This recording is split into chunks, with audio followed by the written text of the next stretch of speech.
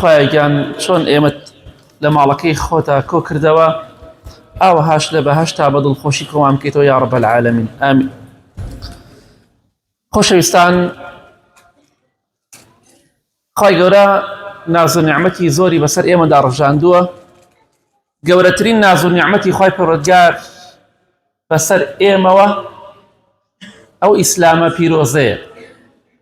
ئەو دینداری خواپەرستەیە کە خوای گەورە بە ئێمەی بەخشیوە و ملیارەها کەسی لێ مەحروم کردووە. هەر کەسێک شایستەی ئەوە نەبێ خوا هیدایەتی بدا، خوا هیدایەتی نادا. بۆیە خوای گەورە چەند شوێنی قورئانە دەفەرمێ ئەوەی کە بمەوێ هیدایەتی ئەدەم. کاتێک کە تۆ خوای گەورە هیدایەتی داوی دیارە خوای گەورە دەیەوێت تووشی خێر و خۆشیت بکات بە کەمی مەزانە. لە حەدیثێکی صحیح مسلمدا هاتووە یەکێ لە سەحابەکانی پێغەمبەری خوا صلی الله علیه وسلم ئیمامی ئەبوو هورەیرە ڕەزای خوای لێ بێت باسی بەسەرهاتی خۆی و دایکیمان بۆ دەکات کە لە صحیح مسلمدا هاتووە. دەفەرمێ من بانگەوازی دایکم دەکرد بۆ ئیسلام. دایکم بتپەرست بوو، بتی دەپەرست و مشریک بوو. دەفەرمێ هەرچەندێ نەسیحەت و ئامۆژگاری دایکم دەکرد سوودی نەبوو. دایکیان مسلمان بە، دایکیان واز لە عیبادەتی غێری خوا بهێنە، دایکیان بتمە پەرستە، خوا بپەرستە، ئەڵڵا بپەرستە، بەڵام دایکم بە قسەمی نەدەکرد. ڕۆژێکیان ئامۆژگاری خێری دایکی خۆم کرد. دەفەرمێ کۆمەڵە قسەیەکی بەرامبەر بە پێغەمبەری خوا کرد صلی الله علیه وسلم زۆر بەلامەوە ناخۆش بوو. هەندێک قسەی ناخۆشی کرد بەرامبەر بە پێغەمبەری خوا صلی الله علیه وسلم. لەگەڵەوەدا کەوتی مسلمان نابم کۆمەڵە قسەیشی بە پێغەمبەری خوا کرد صلی الله علیه وسلم. واتە شتانێکی و دەربارەی پێغەمبەری خوا صلی الله علیه وسلم زۆر پێم ناخۆش بوو. کەواتە ئینسانی ئیماندار پێی خۆشە خەڵکی خوا بناسێ، ڕێگای خوا بگرێ. ئەوەتە ئامۆژگاری دایکی دەکات. دایکیان بگەڕێرە بۆ لای خوا. دەفەرمێ کاتێک کە گوێم لێ بووە قسە ناخۆشانی بەرامبەر بە پێغەمبەری خوا کرد صلی الله علیه وسلم، هاتمە خزمەتی پێغەمبەری خوا صلی الله علیه وسلم. من دەگریام، بە گریانەوە هاتم بۆ خزمەتی خۆشەویستی خوا صلی الله علیه وسلم. وتم ئەی پێغەمبەری خوا صلی الله علیه وسلم، من بانگی دایکم دەکەم بۆ ئیسلام، ئامۆژگاری خێری دەکەم، بەڵام بە قسەم ناکا و پشتم تێکات. بەڵام ئەمڕۆ بانگی دایکم کرد بۆ ئیسلام، بۆی مسلمان بێت، بەڵام کۆمەڵە قسەیەکی بەرامبەر بە تۆ کرد زۆرم پێ ناخۆش بوو. بە گریانەوە ئیمامی ئەبوو هورەیرە ڕەزای خوای لێ بێ باسی ئەوە دەکات کە دایکم بە قسەم ناکات،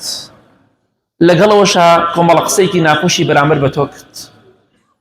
بۆیە ئەی پێغەمبەری خوا صلی الله علیه وسلم، من داوام لە تۆ ئەوەیە لە خوای گەورە بپاڕیتەوە کە هیدایەتی دایکم بدات، کە دایکم ئیمان بڕواتە دڵێەوە. ئەو بەدەست خوایە، هیدایەت بەدەستی هیچ کەسێک نییە. پێغەمبەران سەلامی خوایان لەسەر بێ نەیانتوانی هیدایەتی ژنەکانیان، باوکیان، مناڵەکانیان بدەن ئەوەی کە خوا نەیویست بێ، لە دەسەڵاتی هیچ کەسێکان نییە. ئیبراهیم سەلامی خوای لەسەر بێ هەرچەندێ هەوڵی دا باوکی مسلمان بێ بە کافری مرد. نوح سەلامی خوای لەسەر بێ هەوڵی دا کوڕەکەی ئیمان بهێنێ بە کافری بخنکە. مەرج نییە ئەگەر کەسێک خۆی باش بوو، مناڵەکەی خراپ بوو، خێزانەکەی خراپ بوو، یەکسەر تاوانباریکی. لەوانەیە زۆر هەوڵی دابێ لەگەڵ دایک و باوکیان، لەگەڵ منداڵ و کچ و کوڕەکەیدا، بەڵام بە قسەیان نەکردبێ. کە تۆ ئامۆژگاری کچەکە و کوڕەکە و دایک و باوکت کرد، ئەگەر بە قسەی شتت نەکەن تۆ گوناهبار نابیت، تۆ ئامۆژگاری خۆت کردووە. پێغەمبەری خوا صلی الله علیه وسلم کاتێک گوێی لە ئیمامی ئەبوو هورەیرە بوو بە گریانەوە دەڵێ ئەی پێغەمبەری خوا صلی الله علیه وسلم، دوعای خێر بکە خوا دایکم هیدایەت بدات. خۆشەویستی خوا صلی الله علیه وسلم فەرمووی خوایەکیان هیدایەتی دایکی ئەبوو هورەیرە بدە، هیدایەتی دایکی بدە. سبحان الله. یەکسەر پێغەمبەری خوا صلی الله علیه وسلم دوعای کرد، بەڵام بزانین دوعاکە کاریگەری چۆن دەبێت. إمام أبو هريرة رضي الله عنه به دعوة أكل في غمر إخوة صلى الله عليه وسلم لخوا بباريته ونافرمي أي في غمر إخوة صلى الله عليه وسلم دايكم هداية بدا چونك هداية بدست في غمر إخوة نبو صلى الله عليه وسلم نيتواني أبو طالب مسلمان كان نيتواني أبو لهب مسلمان كان چونك خوا هدايتي ندا صحابة دان فرمود تولا خوا نزيكي أي في غمر إخوة صلى الله عليه وسلم زيندوش دروس تبكسي كي زيندو بلي دعاء خير بك بلان دروس نية بمردويك بلي أما لخوا نزيك بعد دعاء بك أو الشركة مردو نجوي لتوي ونتواني دعاء بخوشي بكات نبوتوش بلي دفرمي كاتك في غمر إخوة صلى الله عليه وسلم أم دعاء كرت فرمي خوايا جان هدايتي دايكي أبو هريرة بدا أفرمي منيش كجوم لم دعايبو يكسر هوالكي خوشم بيبو وكو مزجيني ودايكي خوم كوت مرة برو مال بزانا مسافي مالي في غمر إخوة صلى الله عليه وسلم لقل أبو هريرة چند يكبو ليك شو هلو كيان لمدينة بونا مسافي كي كم بو بيقمان بله دفرمي هاتم قشت ما بردرقاي مال خومان تماشا دكم دنجك دي دنجي او دي او كسي خوي بشوري دنجي دي او كاتك او كدرجيني كاتك دايكم جويله دنجي من بو وتي ابو هريره لجي خود بوسطه ما جوروا شكو دايكي خويا شورت دفرمي جمله دنجي او بو اوكا مروف كاتك خوي لشوري او كدنجي دي تخوارو دفرمي دايكم خو شورت جلی کرد بری و هات درو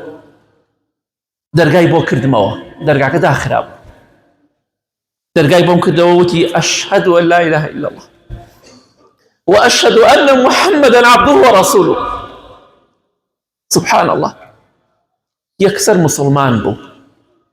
ابو هريره دل صوزي دايكي خوي بو رضاي خوي لب والله بيغمري خويش صلى الله عليه وسلم يكسر دعاك قبول سبحان الله خوي قرأت شيء رزق كده في غمران قلت والسلام إخواننا السلبي خوي قرأ لمدحي عيسى في غمر يحيى في غمر هذا فرمي السلام إخواننا السلبي شيء ده فرمي سلام إخواننا السلبي أو الرجيك لدايق بن سلام إخواننا السلبي أو الرجيك مرد السلام إخواننا السلبي أو الرجيك الزندود بن السلام إخواننا السلبي خبر استكاتوا أجتوا براستي رجع إخوان بقريت دفرميت بلي دايكم شايتماني هنا ومسلمان بو بدعاكي في غمر إخوة صلى الله عليه وسلم يعني سبحان الله في غمر إخوة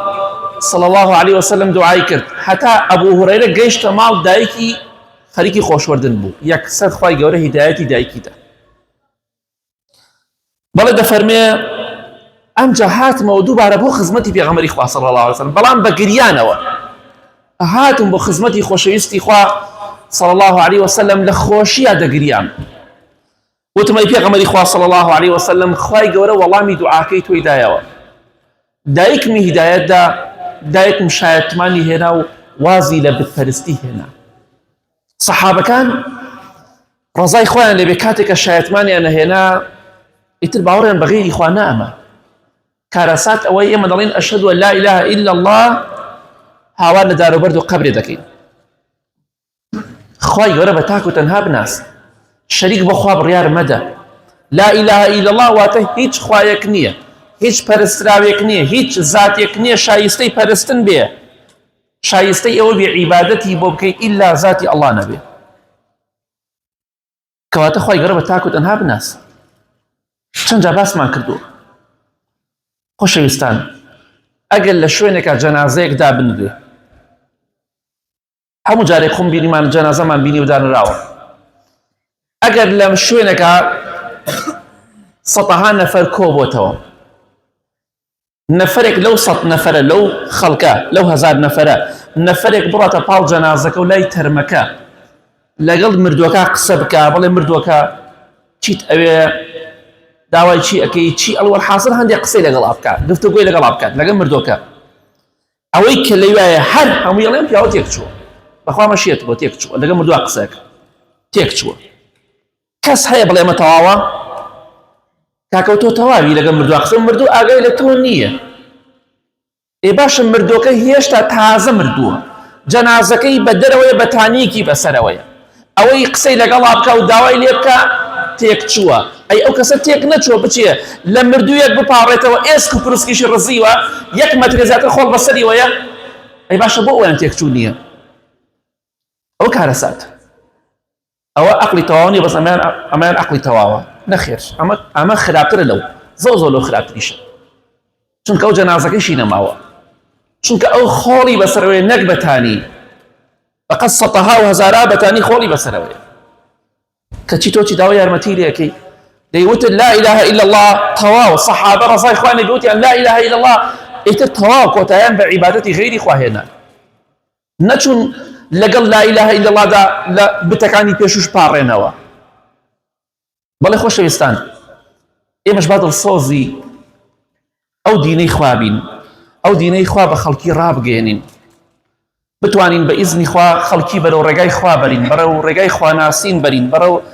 ئەوە بەرین کە ڕێگای سونەتی پێغەمبەری خوا بگرێ صلی الله عليه وسلم ئەم سەحابە ئەوەندە دڵسۆزە دەڕاتە پێ لای پێغەمبەری خوا صلی الله عليه وسلم دەگەڕێتەوە بەلای دایکی دەڕات و دەگەڕێتەوە بەس بۆ ئەوی خوا دایکی هیدایەت بدە دڵخۆشە دەگری دایکی کافرە دەگری کاتێ دایکی موسڵمان دەبێ هەر دەگری پێی ناخۆشە بۆ شێوە دایکی بمرێت خەمی لێ دەخوات خەمخۆرێتی وەڵای برای بەڕێزم ئێمەش دەمانەوێ ئێوە ڕێگای خوا بگرن ئێمە خزمەتکاری ئێوەین ئێمە بچووکی ئێوەین بەڵام دەمانەوێ ڕێگای خوا بگرن هەر کەسێکیش بە قسەمان نەکە بەخوا خۆی زەرەر دەکات چکە قسەی خۆمان نییە قسەی باوباپیرمان ننکمان بۆ ئێوە باز ناکەین دەڵێن خوا و پێغەمبەری خوا وایان فەرموو صلی الله عليه وسلم ئەوەی بە قسەی ئەوان بکات ڕزگاری دەبێ هەر کاتێک مامۆستایەکی ئاینی قسەی گیرفانی خۆی پێتانوت بە قسەی مەکەن بەس کەوتی خوا پێغەمبەری خوا وا فەرمێ صلی الله عليه وسلم تۆ گوێڕایەڵ بە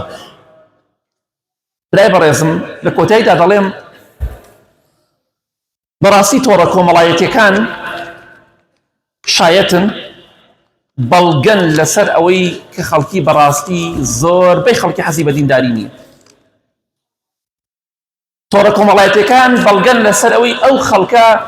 دینداری کاریگەری بەسەریوە نییە بڕۆ سەیری کۆمنتەکانی خوارەوە بکە ئەو خەڵکە کوا ڕۆشت و ئەخلاق لای زۆربەی خەڵکی دوولۆڕی بەڕێستان جوێندان سوکایەتی قسەی ناشرین کۆمنتەکان دەخوێنیتەوە هی خەڵکی بەڕاستی شەرم دەکەی ئەمە خەڵکی نوێژکەرە ئەمە کەسانێکە بە ڕۆژوو مانگی ڕەمەزان ئەمە سیفەتیان بێ ئێبرا با خەڵەتێ بکە ئینسان با خەڵەتێ بکە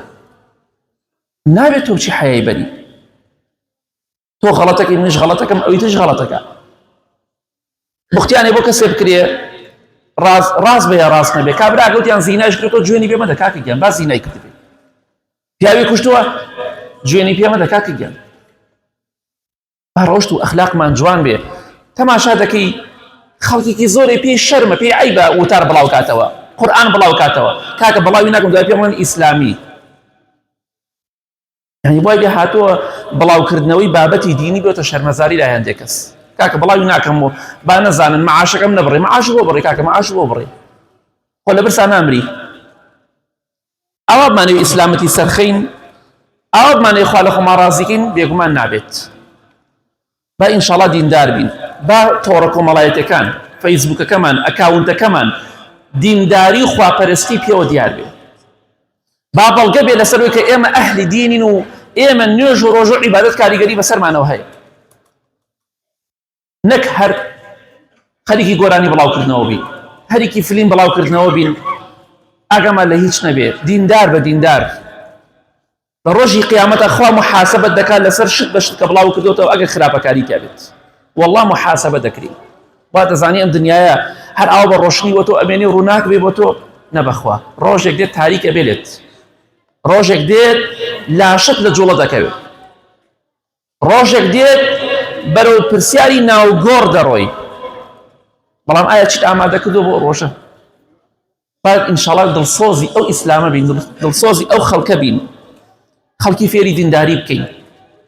با ڕێگای خوا بگرین ئەمڕۆ یا بەیانی دەمرین بەڵام شتێکمان ئامادە کردو بە قیامەتی خۆمان کە مردیشین گەڕانەوەمان نییە بەخوا. ئیمامی ئەبوو هورەیرە ڕەزای خوا لێ بێت نمونەی ئینسانی ئیماندار و بە تەقوا بوو، نمونەی کەسێک بوو کە دڵسۆز بوو بۆ ئەو دینەی خوا، حەزێ کرد هەموو خەڵکێک دیندار بێ، هەموو خەڵکی خواپەرست بێ. ئەگەر ئێمەش ئاوا بووین ئینشاڵڵا لە دنیا و قیامەت دڵخۆشە بین. وەڵڵا گەورەترین شانازی، گەورەترین فەخر ئەوەیە کە ئینسان خزمەتکاری ئەو دینەی خوا بێت. وەڵڵاهی ژیان لە پێناو خوادا، ژیان بۆ خوا، بۆ ڕەزامەندی خوا زۆر قورسە. دەیەها شتەیە حەزت لێتی لەبەر ترسی خوا نایکی. وەڵڵا دڵنیا بەخوا پاداشتێکی زۆر گەورە دەداتەوە. بۆیە دەفەرمێ وەلیمەن خافە مەقامە ڕەبیهی جەنەتان، ئەوەی لە خوا بترسێ دوو بەهەشتی بۆ هەیە، دوو بەهەشتی گەورە و فراوان، نەک بەهەشت، دوو بەهەشتی بۆ هەیە. خوا دەزانێ هەر بەهەشتێکی چەندێک گەورەیە. کەواتە لە خوا بترسین، تەقوای خوا بکەین، دیندار بین، شەرم نەکەینەوەی کە پەیامی خوا بڵاو بکەینەوە. ملحیدێک بێدینێک پێی شەرم نییە بابەتەکەی خۆی بڵاو کاتەوە. کەسێک لەگەڵ مەیمونێکە، لەگەڵ ئاژەڵێکە، لەگەڵ بووکەڵەیەکە، لەگەڵ دیوارێکە زەواجەکە پێی عیب نییە بڵاوی کاتەوە، تۆ پێت عیبە؟ پیاوێ لەگەڵ پیاوێکە زەواجەکە نەعوذ بالله پێی عیب نییە بڵاوی کاتەوە، تۆ پێت عیبە باسی قورئان و حەدیث بکەی؟ کەسێک پێی عیب نییە قسەی بێمەعنا بڵاو کاتەوە دوو لە ڕێی بەڕێستان، بەڵام تۆ پێت عیبە باسی دین بکەی، پێت عیبە قورئان بڵاو بکەیتەوە، وتار بڵاو بکەیتەوە، با خەڵک بزانێت تۆ کەسێکی دینداری. ئەو نوێژ و عیبادەت کاریگەری بەسەرتەوە هەیە. با لە ڕۆژی قیامەتە بەڵگەیەک هەبێ کە تۆ بەڕاستی دینی خوات بڵاو کردوتەوە. لە کۆتاییدا دەڵێم خوای گەورە دەفەرمێ ومن أحسن قولا ممن دعا إلى الله وعمل صالحا وقال إنني من المسلمين. قسەی کێ هەیە؟ باشترین قسەیەک خوای گەورە دەفەرمێ قسەی هیچ کەسێک بەقەت ئەو قسەی ئەو کەسە چاک نییە کە بانگەوازی خەڵکی دەگا بۆ ڕێگای خوا، بۆ لای خوا، وە کردەوەی چاکی شەکا و دەشڵێ من مسلمانم. کەواتە ئەم سێ خاڵە زۆر گرنگە. بانگەوازی خەڵکی بکە بۆ ڕێگای خوا. خۆ قورئان نازانی دەتوانێت قورئان بڵاو بکەیتەوە، خۆ وتار نازانی ئەتوانی وتار بڵاو بکەیتەوە. یەکەم دینی خوا بە خەڵکی بگەێنە لە ڕێگای ئەکاونتەکەی خۆتەوە، ئەمە خاڵی یەکەم. دووەم کردەوەی چاک ئەنجام بدە، چاکە بکە، چاکە ئەوەی چاکە ئەنجامی بدە. سێمیش بڵێ من مسلمانم، شانازی بە ئیسلامەتی خۆتەوە، هەروەکو چۆن بێدینێ شانازی بە بێدینی خۆیەوە دەکات. داواکەم لە خوای گەورە میهرەبان یا ڕەبی خوای هیدایەتمان بدەی، خوای گیانە دوای مانگی ڕەمەزانیش بەردەواممان کەی، ئاخرمان بەخێر بگێڕی، نوێژ و ڕۆژ و عیبادەتمان لێ قبوڵ کەی، خوای گیان هیدایەتی گەنجەکان و پیرەکانمان بدەی، ئاخرمان بەخێر بگێڕی، ئەوانەی نەخۆشن خوای گیان شیفایان بدەی، خوای گیان هەروەکو چۆن ئێستا کۆمان کردو ئەوە لە بەهەشتا بە دڵخۆشی و بە بەختەوەری و کامەرانی کۆمان بکەیتەوە. خوای گیان لەم مەجلیسە هەڵسین گوناه و تاوانمان پێوە نەما بێ، خوای گیان لێمان خۆش بە ئەوەی کە لێرەی و ئەوەشی گوێی لێمان و ئەوەشی گوێی لێمان نییە، یا ڕەبی خوای لە هەمومان خۆش بە. آمين آمين آمين وصلى الله على محمد وآله وصحبه أجمعين.